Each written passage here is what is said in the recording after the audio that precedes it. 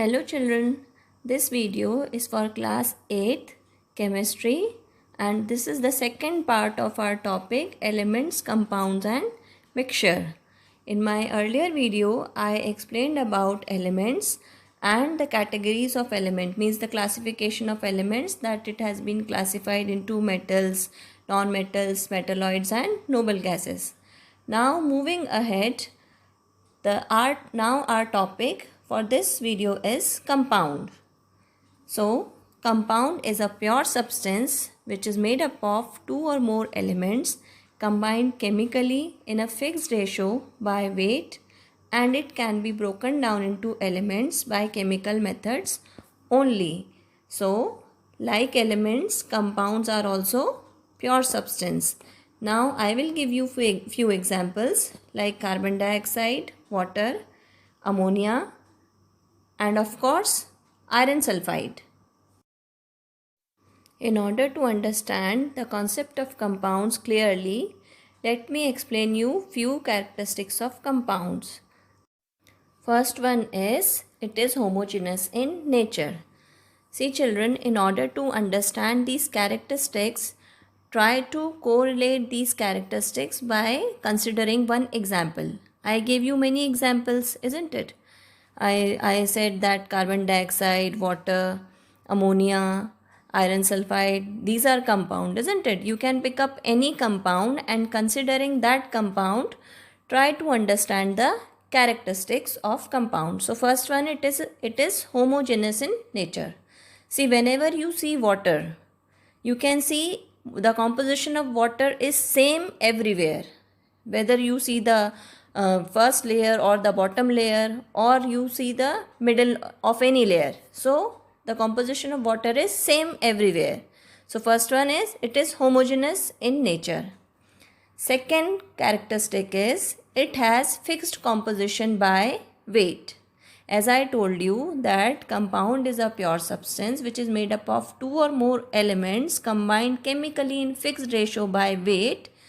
So the second composition is it has fixed composition by weight, because you can see in water hydrogen and oxygen are combined together in a fixed ratio. And what is the ratio of hydrogen and oxygen in water? It is 1:8 by mass. So the two elements, that is hydrogen and oxygen, they combined in a fixed composition by weight. Now the third characteristic of compound is a compound is formed from its elements by chemical reactions only.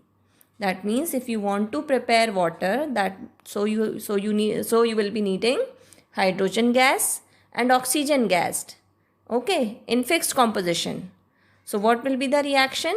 H2 plus O2 will give you H2O. Alright, though this reaction is not balanced, but a compound is formed from its elements by chemical reactions only. Now the fourth characteristic of compound is that the constituent element of compound cannot be separated by physical method. So we have considered an example of water, okay.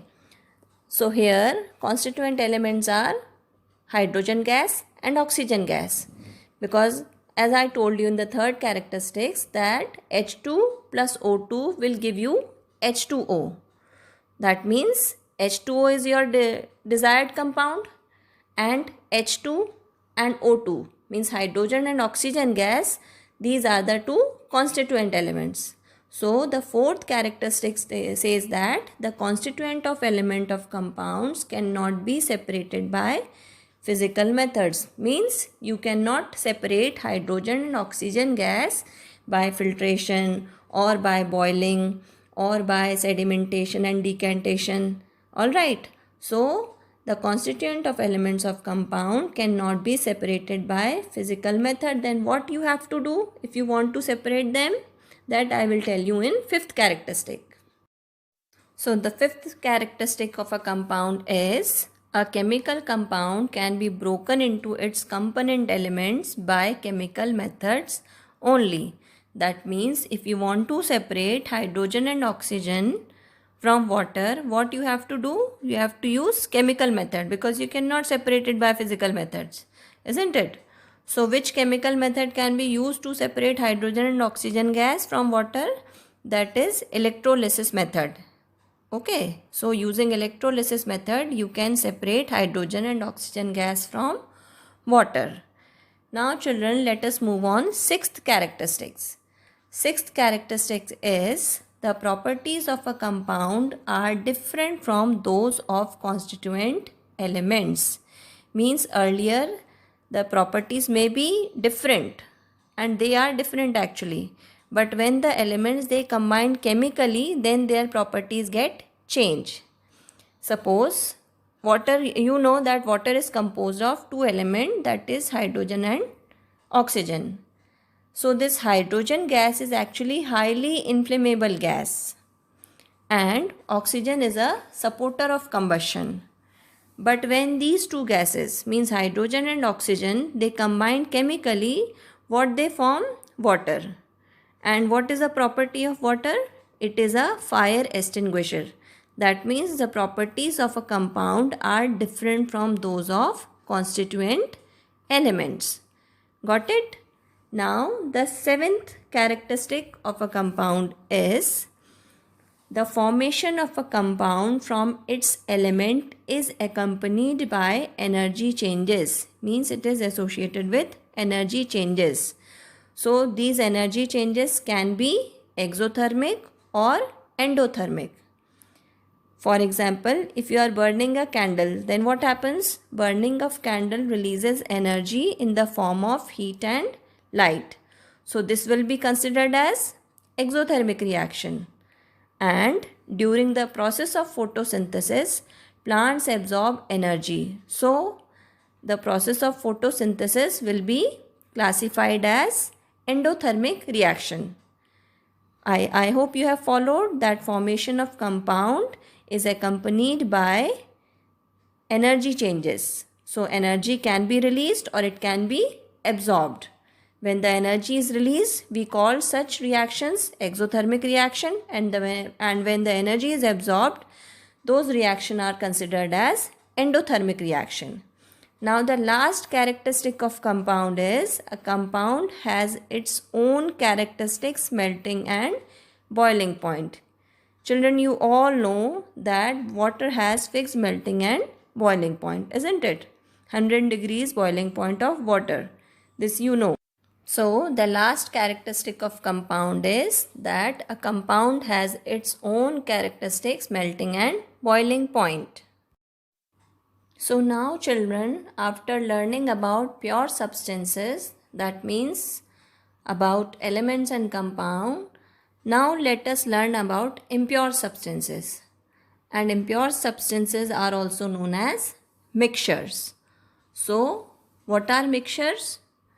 Mixture is a material obtained by mechanically mixing two or more substances in any proportion. And these two substances can be elements or compounds. For example, we always say that air is a mixture of gases, isn't it? And air contains nitrogen, oxygen, carbon dioxide, water vapor, etc. So this nitrogen, oxygen, these are elements. Carbon dioxide and water vapor, these are compound. That means mixture is a material that is obtained by mechanically mixing two or more substances in any proportion. So you can take another example also, like smoke is a mixture of carbon particle and air. Similarly, gunpowder is a mixture of niter, sulfur and charcoal. And brass, what is brass? Brass is an alloy. So brass is a mixture of copper and zinc. Alright children. Now children, let me tell you about types of mixtures. Mixtures are of basically two types, homogeneous and heterogeneous, depending on their composition. If the composition is uniform, we call them homogeneous mixture. If the composition is non-uniform, we call them heterogeneous mixture. So a mixture in which different constituents are mixed uniformly and has uniform composition throughout is called homogeneous mixture. And a mixture in which the different constituents are not mixed uniformly and does not have uniform composition throughout is called heterogeneous mixture. Now children, can you see a few example of homogeneous mixture? See, brass is a homogeneous mixture of copper and zinc. As I told you that brass is an alloy. What is alloy? Alloy is an homogeneous mixture of two or more metals or non-metals. So here brass is a mixture of copper and zinc. Similarly, see that aqueous solution of sodium chloride. It is a homogeneous mixture of sodium chloride and water. Now let us see example of heterogeneous mixture. See children, every one of us has seen soil and we know that the composition of soil is not uniform, isn't it? It is non-uniform. So soil can be considered as heterogeneous mixture. Similarly, if you are mixing common salt, sand, sulfur, all these three substances are solid and you can take these substances in any amount, in any proportion and mix them. So what you will get? You will get a heterogeneous mixture. Now children, let us understand heterogeneous mixture in detail. See, they are divided into three types depending on the size of solute particles. You know that solution is made up of solute and solvent. So depending on the size of solute particle, heterogeneous mixtures are classified into three categories: true solution, colloidal solution and suspension. Now children, the first type of heterogeneous mixture is true solution. See, when the size of solute particle is so small, means it's very small, that it mixed evenly with the solvent particle and is perceived as single component. So such solution are called true solution. For example, if you will add a pinch of sodium chloride in a glass of water, so you will get a homogeneous mixture of sodium chloride, isn't it? And in this mixture the size of solute particle is very small and solution is perceived as a single component.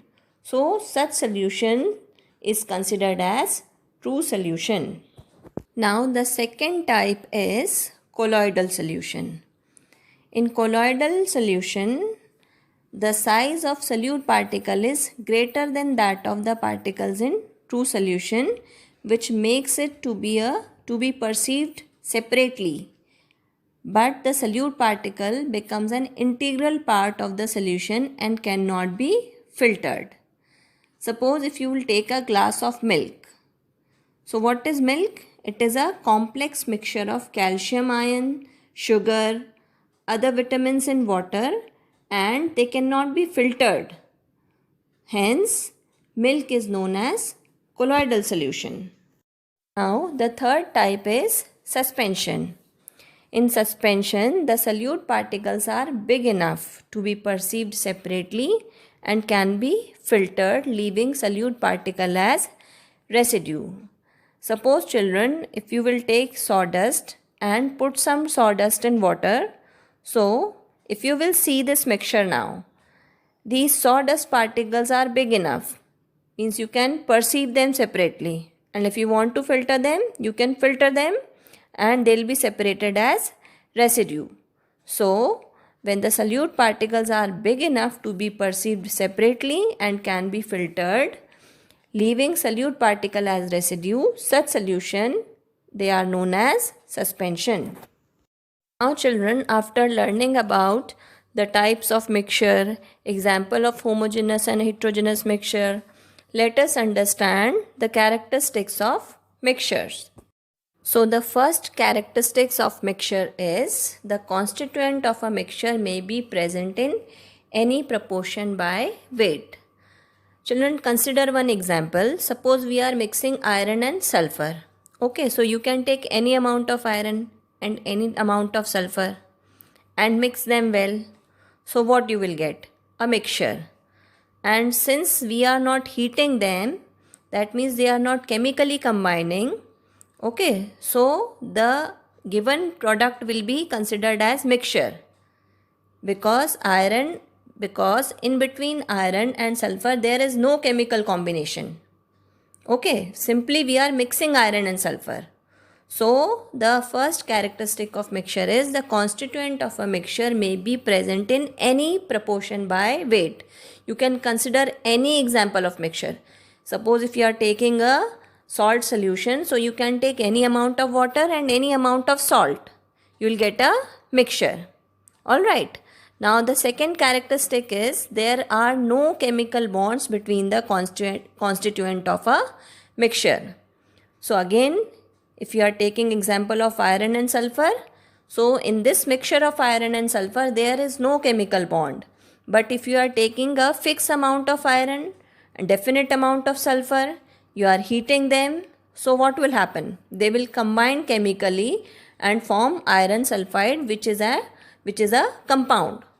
But in case of mixture, since the amount is not fixed, there is no chemical combination, so the resultant is mixture and not a compound. Now the third characteristic is mixture can be homogeneous or heterogeneous.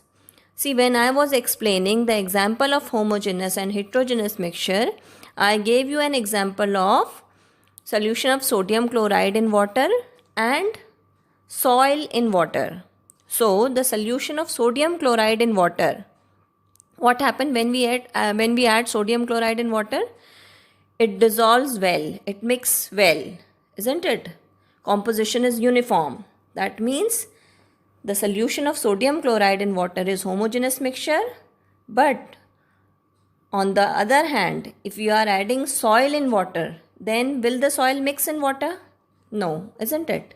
So the mixture of soil and water is heterogeneous because the moment you will stop stirring the mixture, what will happen? The soil particles will settle down, giving rise to the formation of non-uniform solution.